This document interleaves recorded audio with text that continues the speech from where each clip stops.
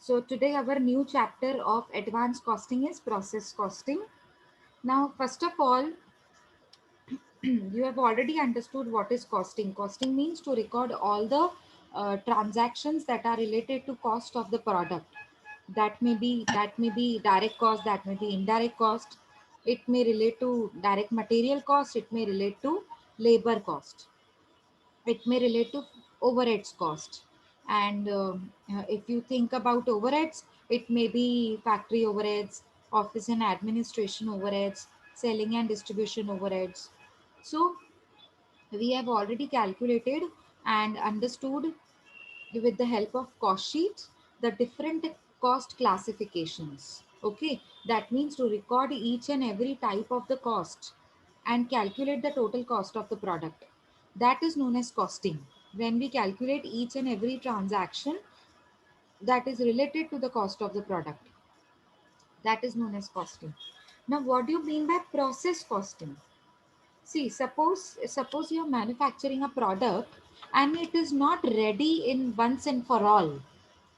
It has to go through many processes, many stages to to be able to convert it into finished product. That is known as process costing. Take an example of a car. If you are manufacturing a car, suppose your company is to manufacture a car. So in first process, you will design the car. You will appoint somebody, an architecture. You will appoint a designer who can design the car for you. The shape, the model, the color, everything has to be decided by the designer. Okay, and that particular design will be the model of the car. आपने देखा होगा ना, जैसे buildings भी construct होती हैं तो पहले मॉडल बनाए जाते हैं. You must be knowing that. Yes. Yes, ma'am. हाँ. Yes, ma'am. तो तो ये जो कार का पहला पहला स्टेज क्या था, कार का मॉडल बनाना. सेकंड स्टेज, अब आपने सारे सारे जो भी कंपोनेंट्स होते हैं ना, कार में लगाने होते हैं, चीज़ें होती हैं. कार के लिए स्टील चाहिए, कार के लिए आपको ग्लास चाहिए होता है, मतलब कांच चाहिए होता है, और कार के लिए आपको सीट का कवर चाहिए होता है. तो ये सारी चीज़ें आप असेंबल करते हो, असेंबल जोड़ते हो. तो आपका जो एक्सपर्ट होता है, जो लेबरर्स होते हैं, एक्सपर्ट होते हैं, वो आपको कार असेंबल करके देते हैं सेकेंड प्रोसेस में. थर्ड प्रोसेस में कार की फिनिशिंग होगी, सीट कवर लगाया जाएगा, उसके टायर्स को फिनिशिंग दी जाएगी. और थर्ड प्रोसेस में ही आप कार का नेम प्लेट लगाएंगे, नंबर प्लेट लगाएंगे, ब्रांड लगाएं, ब्रांड का नाम लिखा जाता है, जैसे BMW. So that branding is done. ठीक है. लेबलिंग की जाती है उसकी कार की, कि कौन सी कंपनी की कार है ये. ठीक है. उसका लोगो बनाया जाता है, कार के ऊपर लोगो लगाया जाता है. ठीक है ना. तो ये सारी चीजें आपके थर्ड प्रोसेस में हो रही हैं फिनिशिंग के साथ. अब फोर्थ प्रोसेस में क्या करते हो आप, कार को कार को मतलब मतलब उसमें इंजन डालते हो, so that it is ready for for driving. समझ में आ रहा है. तो आप उसमें प्रॉपर, वो इंजन जब तक नहीं होगा तब तक, वो इंजन में फ्यूल नहीं होगा तब तक वो काम नहीं करेगा. So that is the last process. या फिर आप थर्ड प्रोसेस में इंजन का काम कर रहे हो, पेट्रोल का काम कर रहे हो, और फिर लास्ट प्रोसेस में फिनिशिंग का काम कर रहे हो. Am I clear with the example? So one product is not ready at the one stage. It has to go through different processes. When a particular product go through different processes, it incurs different cost at each stage. Suppose अब car का model बनाने का खर्चा क्या car को assemble करने के खर्चे से मैच करेगा? नो. दोनों का अपना अपना आर्किटेक्ट जो है, जो मॉडल बनाकर दे रहा है, उसकी तो करोड़ों में फीस होती है, लाखों में फीस होती है उसकी. सिर्फ मॉडल बना के देने के लिए वो आपसे लाखों चार्ज करते हैं. ठीक है. कार को असेंबल करने का खर्चा अलग, फिनिशिंग करने का खर्चा अलग, कलरिंग करने का खर्चा अलग होता है. So at every stage of the production, of the process production, you will have to incur different types of cost. One may charge you lakhs of amount, another process may charge you only thousands, a few thousand rupees. आ रहा है समझ में example से? Yes, ma'am. सो इसको बोलते हैं process costing. I can give you another example of textile industry. Suppose you are manufacturing dress material, shirts, T shirts, trousers and pants. Suppose आपका ये बिजनेस है, ठीक है. तो अब फर्स्ट प्रोसेस में आप क्या करते हो, पहले तो आप रॉ मटेरियल खरीदते हो. Raw material that is cotton thread, that is raw material for you. Cotton and thread. उस कॉटन एंड थ्रेड में से वो जब वो मशीन्स में जाता है, जब मशीन्स में जाता है तो वो कपड़ा बनता है. कॉटन एंड थ्रेड में से कपड़ा बनता है. You start making cloth material. पहले तो आपके पास क्लॉथ मटेरियल ही नहीं है ना. पहले तो आप क्लॉथ मटेरियल बनाते हो. जैसे रेमंड की फैक्ट्री पकड़ लो, आपको पता होगा रेमंड खुद ही अपने कपड़े बनाते हैं, खुद ही स्टिच करते हैं, खुद ही बेचते हैं. उनका आउटलेट भी है, उनका मैन्युफैक्चरिंग प्रोसेस भी खुद का है, सब खुद का है. उनका मार्केटिंग भी खुद करते हैं. पता है ना आपको ये. उनकी जो स्टार्टिंग चेन है ना, मैन्युफैक्चरिंग चेन से लेकर वो मार्केटिंग चेन, मतलब पूरा उनका खुद का है. जैसे रेमंड का एग्जांपल मैं आपको दे रही हूँ, ठीक है ना. तो जैसे रेमंड वाले ने पहले कपड़ा बनाया, ठीक है, क्लॉथ मटेरियल बनाया, मटेरियल. अब मटेरियल जब बनता है ना, वो एक ही कलर में बनता है, क्योंकि कॉटन तो एक ही कलर की होती है ना, वाइट. अब वो वाइट कपड़े को डाई करना होता है. सेकेंड प्रोसेस होता है डाई करना. किसी को पिंक कलर लगा दिया, किसी को डाई करने के लिए पर्पल कलर लगाते हैं, किसी को डाई करने के लिए ऑरेंज कलर बनाना पड़ेगा, किसी को डाई करेंगे तो ब्लू कलर लगाएंगे, किसी को डाई करने के लिए हाफ वाइट कलर बनाना पड़ेगा, वाइट को थोड़ा डल करना, वाइट को थोड़ा शार्पन करना, ठीक है, वाइट को ब्लैक बनाना. So you have to dye. Second process में क्या होता है, डाइंग होता है. थर्ड प्रोसेस में स्टिचिंग होती है. तो डाई करने वाला काम अलग, लेबर अलग, उसको स्टिचिंग करने नहीं आती है. बट जिसको स्टिचिंग आती है उसको डाई करने नहीं आती है. तो थर्ड प्रोसेस स्टिचिंग. स्टिच हो गया, कपड़ा स्टिच हो गया, अब उसके ऊपर फिनिशिंग. फोर्थ प्रोसेस में होती है उसकी finishing. And then packing. Pack करके आप उसको आउटलेट में भेज दो, मार्केट में भेज दो कि वो बिकेगा अभी. तो एक प्रोडक्ट को 4 प्रोसेस में पास होना पड़ा है. कितना प्रोडक्ट, टी शर्ट बनाने का काम. पर टी शर्ट भी तब बनेगी जब कपड़ा होगा, जब कपड़ा तब होगा जब आपके पास कॉटन और थ्रेड होगा. और फिर डाई भी तो करना है. सब आप same same same same white white सब जगह देखोगे तो कितना बोरिंग लगेगा. So world is full of colours, है ना. तो जो हम कपड़े भी खरीदते हैं वो कलरफुल होते हैं. सारे आपके वार्डरोब में सारे थोड़ी वाइट वाइट वाइट वाइट होते हैं. नहीं, कलरफुल वार्डरोब होता है ना हमारा, ठीक है. तो सेम वे जो हम लोग खरीदते हैं उसको एक एक कपड़े को कितने प्रोसेसेस में से पास होना पड़ता है to convert it into finished product. पहले तो वो रॉ मटेरियल होता है. देखो यहाँ पे बना भी हुआ है, हाँ, जो मैं बोल रही हूँ ना वो बनाया हुआ है उन्होंने डायग्राम के फॉर्म में. सबसे पहले तो वो रॉ मटेरियल के फॉर्म में होता है, कच्चा मटेरियल. अब उसको पास करना है डिफरेंट डिफरेंट प्रोसेसेस के थ्रू. वेरियस प्रोसेसेस मतलब बहुत सारे, एक प्रोसेस में रेडी नहीं हो सकता ये प्रोडक्ट. जैसे कार का एग्जाम्पल दिया, टेक्सटाइल का एग्जाम्पल दिया मैंने आपको. ये प्रोडक्ट्स एक ही बार में रेडी हो जाए ऐसा ज़रूरी नहीं है. इनको बहुत सारे प्रोसेसेस में से पास होना पड़ता है. जैसे ऑयल इंडस्ट्री पकड़ लो, ऑयल इंडस्ट्री. एक और एग्जाम्पल मैं आपको देती हूँ, ऑयल इंडस्ट्री. ऑयल इंडस्ट्री में क्या होता है, सबसे पहले तो आपको ऑयल एक्सट्रैक्ट करना होता है. ऑयल एक्सट्रैक्ट करना होता है, सबसे पहला प्रोसेस होता है ऑयल एक्सट्रैक्ट करना. फिर उसका सेकेंड प्रोसेस होता है रिफाइन करना, मतलब उसको उसको प्यूरिफाई करना. जो आपने एक्सट्रैक्ट किया उसमें कचरा भी तो है, तो आजकल तो मशीन्स होती हैं, आप वो कचरे वाला ऑयल मशीन में डाल दो तो प्यूरिफाई होके वो एक्सट्रैक्ट होके, आई मीन सॉरी, एक्सट्रैक्ट नहीं, रिफाइन होके निकलेगा. तो थर्ड सेकेंड प्रोसेस होता है रिफाइनिंग, ऑयल रिफाइनिंग जिसको बोलते हैं. फिर थर्ड प्रोसेस होता है उसको उसको कंटेनर्स में डालना. अभी आप ऑयल खरीदने जाते हो कोई भी, तो वो ऑयल क्या आपको सीधा ऐसे पॉलिथीन में मिलता है, नहीं. आप वो कंटेनर्स में लेते हो ना, डब्बों में लेते हो ना वो ऑयल.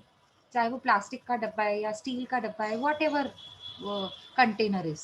बट वो कंटेनर में ऑयल को डाला जाता है, उसकी भी आजकल मशीन्स आई हैं.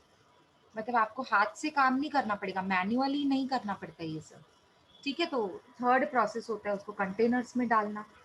उसको बोलते हैं फिलिंग, ऑयल फिलिंग प्रोसेस. पहला ऑयल एक्सट्रैक्टिंग प्रोसेस, फिर ऑयल रिफाइनिंग प्रोसेस, फिर होता है ऑयल फिलिंग प्रोसेस. मतलब उसको फिल करना है, मुझे कंटेनर्स में डालना है, कंटेनर्स को पैक करना है, कंटेनर्स के ऊपर लेबल लगाना है, मेरी कंपनी का नाम लिखना है, प्राइस लिखनी है, एमआरपी लिखनी है, एक्सपायरी डेट लिखनी है, मैन्युफैक्चरिंग डेट लिखनी है, ये सब होता है थर्ड प्रोसेस में। फिर लास्ट प्रोसेस होता है पैक करना, मतलब उसकी पैकिंग। अब जब आपको कंटेनर भी मिलता है ना, वो भी पैक किया हुआ मिलता है, फिर आप उसको उसको रिमूव करते हो पैकिंग को, ठीक है। तो कोई कंपनी आपको पैकिंग देती है, कोई कंपनी सीधा कंटेनर बेचती है। इट डिपेंड्स वो फोर्थ प्रोसेस में जाता है कि नहीं जाता है, ठीक है। बड़ी बड़ी कंपनीज वो अपना गुडविल मेंटेन करने के लिए प्रोडक्ट को और अच्छे से पैक करके देती हैं, ठीक है। समझ आ रहा है? तो एक प्रोडक्ट को बनने में 3-4 प्रोसेस में पास होना पड़ा ना। ऑयल इंडस्ट्री में भी वैसे ही होता है, पेपर इंडस्ट्री, शुगर इंडस्ट्री, नीचे एग्जाम्पल्स दिए हुए, ठीक है ना। मैं तो आपको डिटेल में बता रही थी कि कैसे कैसे प्रोसेस में से पास होना पड़ता है, इधर यहाँ पे डिटेल में इतना नहीं दिया हुआ है, ठीक है। In this method of costing, मतलब प्रोसेस कॉस्टिंग जो हम अडॉप्ट करते हैं टू फाइंड आउट, ये अडॉप्ट क्यों करते हैं हम? To find out the cost of those goods which are manufactured in stages. अलग अलग स्टेजेस से जब प्रोडक्ट को पास होना पड़ता है तो उसका कॉस्ट कितना होता है। Each stage is called a process. एक एक स्टेज को हम क्या बोलते हैं? प्रोसेस बोलते हैं। The output of each process becomes the input of the next process. ये तो बिल्कुल सही है। जब आपने कॉटन और थ्रेड में से कपड़ा बना लिया, व्हाइट कलर का कपड़ा बना लिया, अब ये आपका ये क्या हो गया? फर्स्ट प्रोसेस का आउटपुट हो गया। आउटपुट का मतलब फिनिश्ड प्रोडक्ट। ये फर्स्ट प्रोसेस के लिए फिनिश्ड प्रोडक्ट है, लेकिन सेकेंड प्रोसेस के लिए तो ये इनपुट है ना। Are you getting my example? First process के लिए आउटपुट क्या होगा? जो आप रॉ मटेरियल को, कॉटन और थ्रेड को कपड़े में कन्वर्ट कर रहे हो, ये कॉटन और थ्रेड को क्लॉथ मटेरियल में कन्वर्ट कर रहे हो, तो फर्स्ट प्रोसेस के लिए इनपुट है कॉटन और थ्रेड, लेकिन इसी फर्स्ट प्रोसेस के लिए आउटपुट क्या होगा? Material, cloth material. क्लॉथ बन गया, अब वो क्लॉथ में कन्वर्ट हो गया, उसको कहते हैं क्लॉथ मटेरियल। लेकिन आप मुझे बताओ, ये फर्स्ट प्रोसेस के लिए आउटपुट है, लेकिन सेकंड प्रोसेस में जब ये जाएगा तो उसके लिए तो इनपुट होगा ना। इनपुट होगा, हाँ। हाँ, तो यही इनपुट, मतलब यही क्लॉथ मटेरियल को डाई किया जाएगा, अलग अलग कलर्स दिए जाएंगे इसको, तो वो उसको सेकंड प्रोसेस के लिए आउटपुट रेडी हो गया। सेकंड प्रोसेस के लिए ये रेड कलर का आउटपुट, ये ग्रीन कलर का आउटपुट, ये ब्लू कलर का आउटपुट रेडी हो गया। ये आउटपुट रेडी हो गए अलग अलग बैचेस में। बैचेस मतलब कलर्स, अलग अलग कलर्स के बैचेस बनाए जाते हैं। रेड कलर का बैच एक, ब्लू कलर का एक बैच, ठीक है। तो ये तो सेकंड प्रोसेस के लिए आउटपुट है ना। पर जब ये थर्ड प्रोसेस में जाएगा, मतलब स्टिचिंग के लिए जाएगा, तो ये तो उनके लिए रॉ मटेरियल है ना, थर्ड प्रोसेस के लिए। और रॉ मटेरियल को हम अभी प्रोसेस कॉस्टिंग में इनपुट के नाम से जानते हैं, इनपुट। तो ये थर्ड प्रोसेस के लिए हो जाएगा इनपुट। अब वो टी शर्ट बनाने का काम करेंगे, इस कपड़े में से वो शर्ट्स और टी शर्ट्स बनाएंगे। तो जब शर्ट और टी शर्ट बन जाएगी ना, तब हम कहेंगे कि हाँ, ये फाइनल आउटपुट बन गया, अब ये बेचने के लायक हो गया। आया समझ में? फिनिशिंग विनिशिंग करके, सब थर्ड प्रोसेस में फिनिशिंग करके, उसको पैक करके ये आउटपुट रेडी हो गया मेरा। तो ये होता है हमारा फाइनल आउटपुट, जो मार्केट में रेडी रेडी टू सेल। आया समझ में? कोई आपसे व्हाइट कपड़ा क्यों खरीदेगा? कोई आपसे सिर्फ कपड़ा क्यों खरीदेगा? ठीक है, उनको तो शर्ट चाहिए आपकी रेमंड फैक्ट्री से। रेमंड की तो शर्ट्स और टी शर्ट्स चलती है ना, तो उनको तो आपसे तो शर्ट्स और टी शर्ट चाहिए। तो final output is T shirt, shirt. आया समझ में? So output of each yes process ma'am. Becomes, हाँ, becomes input for the next process and so on. The product becomes a finished product only after it passes through all the processes. जब कब हम बोलेंगे final product हो गया, वो finished product हो गया? जब वो सारे प्रोसेसेस में से पास होकर आता है और लास्ट प्रोसेस में हम उसको बोलते हैं कि it is a finished product. जैसे मैंने अभी एग्जाम्पल में बताया, 1 2 3 इनपुट एंड आउटपुट, ठीक है। फर्स्ट प्रोसेस में वो रॉ मटेरियल होता है, उसको प्रोसेस करते हैं, ठीक है। अच्छा, प्रोसेस करते करते इट लूजेस इट्स आइडेंटिटी। अभी रॉ मटेरियल क्या था आपके पास फर्स्ट प्रोसेस में? कोई याद दिलाएगा मुझे? टेक्सटाइल इंडस्ट्री में कॉटन एंड, थ्रेड। हाँ, तो कॉटन एंड थ्रेड ने अपनी आइडेंटिटी लूज कर ली, मतलब अभी वो क्लॉथ मटेरियल के फॉर्म में कन्वर्ट हो जाएगा। When it gets converted in cloth material, it loses its identity. It loses its identity मतलब उसका फॉर्म जो है ना, वो चेंज हो जाएगा। अब you can not see any more the form of cotton and thread, you will be able to see the different form of cotton and thread, that is it will be in the form of cloth material. Did you understand this much? Yes. Therefore it is said that in the first process, also in the second process, also in the third process, till the product is finally converted into finished product, you cannot say that it does not lose its identity.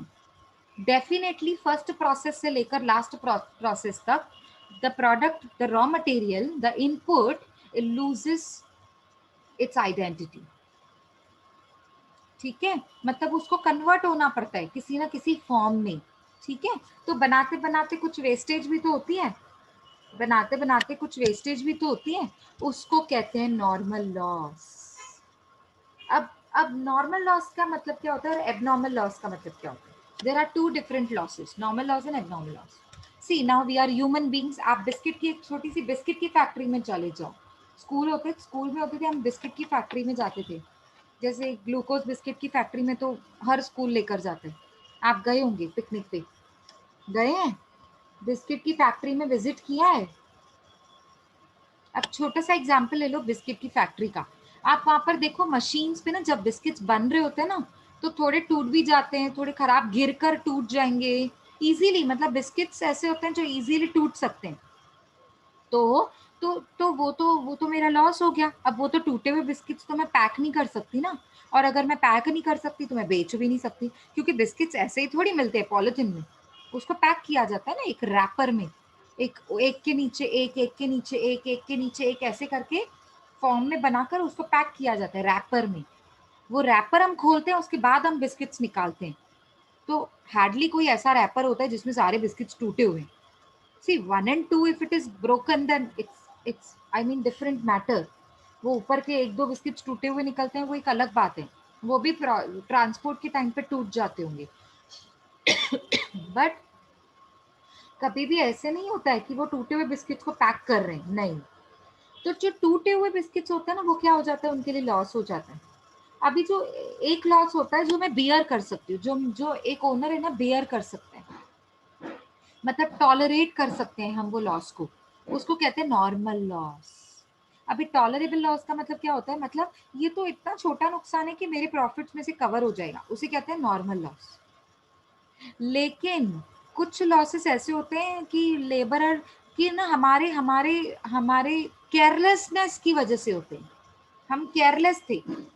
ठीक है, हमको पता था labour, ये सही labour नहीं है, ये इस लेबरर की जो इसकी जो इन्फॉर्मेशन आई है ना, मुझे सही नहीं आई है, ये बहुत लेजी लेबर है, एंड देन वो टाइम भी बहुत वेस्ट करता है, और मशीन चालू करके छोड़ देता है, ओवर टाइम भी नहीं करता है लेबरर. तो भी मैंने वो लेबरर को अपॉइंट किया. अब वो लेबरर मशीन चालू करके छोड़ दिया, उसने भूल गया, फोन पे बात करने चला गया, लंच की ब्रेक को आधा घंटा था तो उसने 1 घंटा ब्रेक ले लिया. तो मतलब प्रोडक्टिव टाइम नहीं हुआ ना. तो ये जो एबनॉर्मल लॉसेस होते हैं ना, वो अवॉइडेबल लॉसेस होते हैं, मतलब जो हम अवॉइड कर सकते हैं, जो हमारे हाथ में होते हैं, जो हमारी मिस्टेक्स की वजह से होते हैं, जो हमारे केयरलेसनेस की वजह से होते हैं, बिकॉज वी वर केयरलेस. ठीक है, तो इसकी वजह से हुए ये लॉसेस, उसको बोलते हैं एबनॉर्मल लॉसेस. मतलब जो हम टॉलरेट नहीं कर सकते, और जो अनअवॉइडेबल होते हैं. अनअवॉइडेबल, अनअवॉइडेबल का मतलब होता है जो हमारे हाथ में ही नहीं है, ये नुकसान तो होना ही है, because we are human beings. जब हम काम करेंगे, रोबोट तो नहीं है हम कि जो हमारा डाल दिया सिस्टम में वो वैसा ही निकलेगा, नहीं.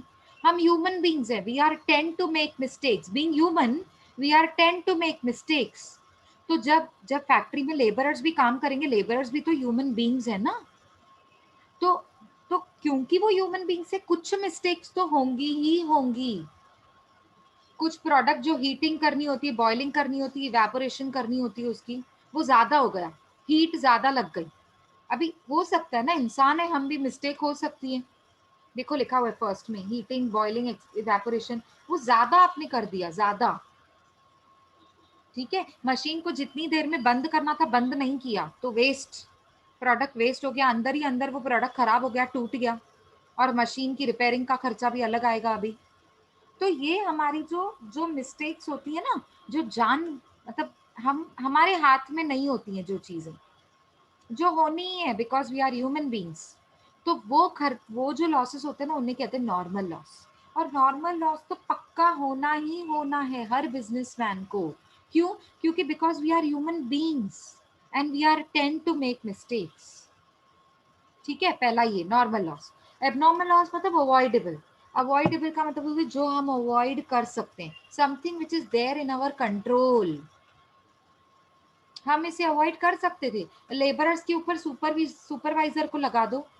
अगर सुपरवाइजर होगा तो लेबरर्स पे नजर रखेगा कि आधे घंटे की ब्रेक को 1 घंटा तो नहीं ले रहे हैं वो लोग, टाइम वेस्ट तो नहीं कर रहे हैं, मशीन चालू करके फोन पे तो नहीं बात करने चले गए बाहर। तो ये सब चीजें हम कंट्रोल कर सकते हैं। जिन्हें कंट्रोल किया जा सकता है ना, उसे कहते हैं एबनॉर्मल लॉस। आया समझ में सबको? Yes, तो जब ma'am. भी Yes, हम ma'am. इनपुट को, यस, तो जब भी हम इनपुट को आउटपुट में कन्वर्ट करते हैं ना, तो कुछ कुछ कुछ नॉर्मल लॉस जरूर होता है, जरूर। क्यों होगा ये? Because we are human beings, we are tend to make mistakes and we will definitely make mistakes. तो वो जो छोटी छोटी मिस्टेक्स की वजह से ओनर का नुकसान होता है ना, उसे कहते हैं नॉर्मल लॉस। और वो तो डेफिनेटली होगा, वो तो लागू है, ये तो होना ही है।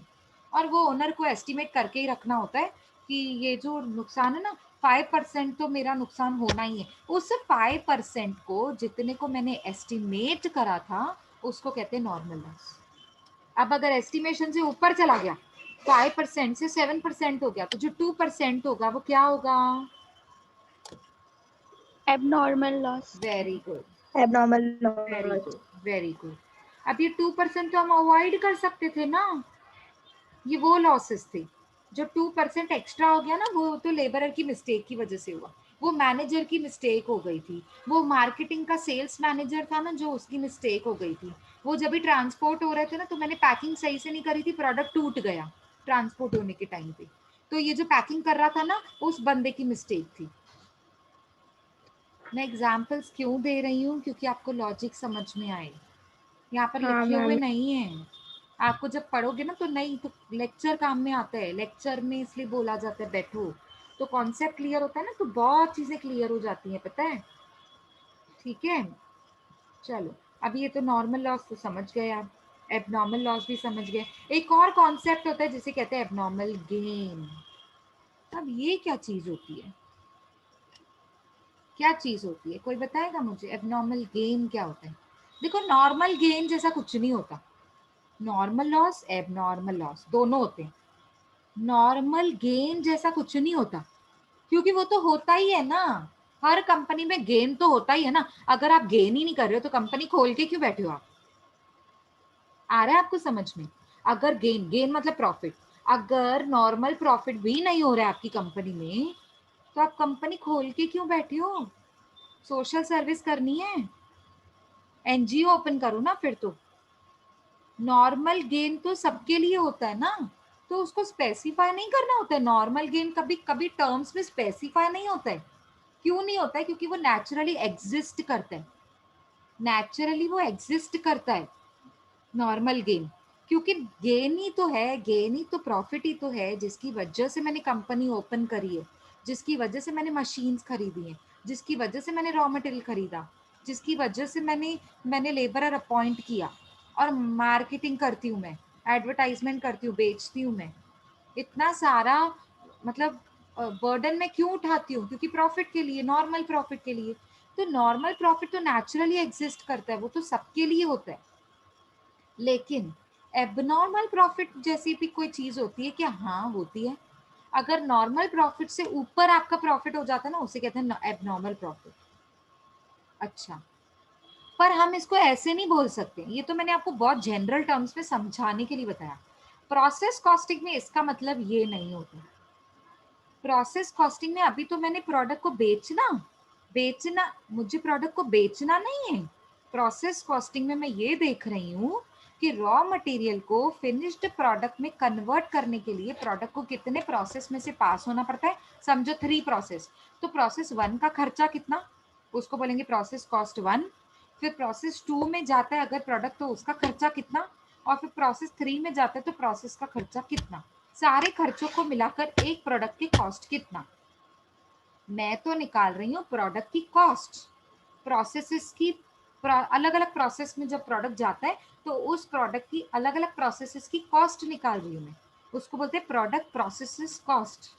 प्रोडक्ट प्रोसेसेस कॉस्ट मतलब अलग अलग प्रोसेसेस की कॉस्ट निकाल रही हूँ मैं। तो मुझे यहाँ पे बेचने का तो पॉइंट ही नहीं आता है ना, बेचूंगी तो मैं बाद में, अभी तो मैं निकाल रही हूँ फिनिश्ड प्रोडक्ट रेडी होने तक का खर्चा कितना। ठीक है, ये कॉन्सेप्ट तो क्लियर हो गया। तो एबनॉर्मल गेन का मतलब क्या है यहाँ पे। एबनॉर्मल गेन का मतलब है, बड़े ध्यान से सुनना, समझो एक ओनर है जिसने कहा 5% मेरा नॉर्मल लॉस तो पक्का होना है।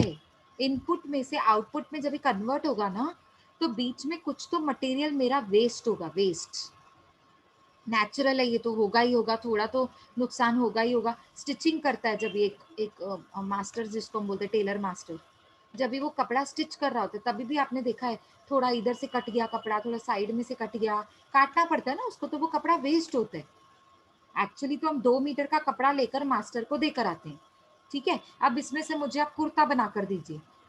ठीक है, अब वो कुर्ता बना रहा है तो क्या वाकई में पूरा का पूरा 2 मीटर पूरा का पूरा यूज होता है? नहीं, थोड़ा साइड में से कट गया, थोड़ा ये कट गया, थोड़ा वो उधर से कट गया, थोड़ा नीचे बॉर्डर में से कट जाता है, कटता है ना कपड़ा कैंची से, तो वो जो कपड़ा वेस्ट हो रहा है, वेस्ट, उसी को ही तो कहते हैं नॉर्मल लॉस। जबकि मैं तो खरीदने के लिए तो एक्चुअली देखा जाए तो 2 मीटर में से 1.5 मीटर, 5, थोड़ा तो आधा मीटर तो वेस्ट हो गया, कट कट कुट के वो आधा मीटर तो वेस्ट हो जाता है, तो बाकी बचा कितना, 1.5 मीटर। तो मैं मास्टर को 1.5 मीटर भी तो खरीद के दे सकती थी ना, बट नहीं, उसको स्टिचिंग करने के लिए थोड़ा एक्स्ट्रा कपड़ा चाहिए होता है, तो वो तो वेस्ट होता है ना, जो हम थोड़ा एक्स्ट्रा खरीदते हैं ना वो वेस्ट होता है, हमको पता होता है ये वेस्ट होने वाला है, तो उसको कहते हैं नॉर्मल लॉस।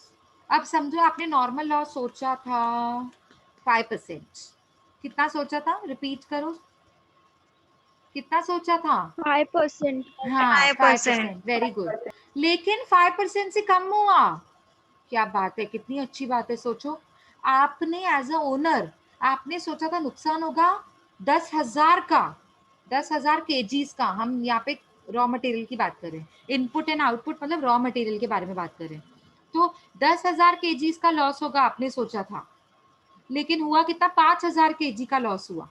तो 5,000 केजीज जो रॉ मटेरियल का नुकसान नहीं हुआ, जो नुकसान नॉर्मल, नॉर्मल की बात कर रही हूँ, नॉर्मल लॉस, एबनॉर्मल लॉस की बात ही नहीं कर रही हूँ मैं, नॉर्मल लॉस अगर कम हुआ तो उसे कहते हैं एबनॉर्मल गेन हो गया, और अगर नॉर्मल लॉस से ऊपर लॉस होता है ना उसे कहते हैं एबनॉर्मल लॉस हो गया। अभी समझ में आया। मैम मतलब एक्सपेक्टेड लॉस से कम लॉस हुआ, सो तो it's an abnormal, abnormal gain. और एक्सपेक्टेड लॉस से ज्यादा लॉस होता है तो बोलते हैं एबनॉर्मल लॉस है। अभी क्लियर है तो सबको। abnormal loss. हाँ, ठीक है, एक्सपेक्टेड लॉस मतलब जितना मैंने सोचा था उससे ज्यादा लॉस हुआ तो एबनॉर्मल लॉस, उससे कम लॉस हुआ तो एबनॉर्मल गेन। ये मैंने हाईलाइट भी किया है, आप समझा देख मैम. सकते हो। 5 मिनट्स की ब्रेक लेंगे और फिर शुरू करेंगे, is that okay. Okay okay ma'am. Ma'am. हाँ, ओके आज का मैम. थ्योरी मैं कंप्लीट कराऊंगी, जो थ्योरी वाली पॉइंट्स है ना, प्रोफर्मा और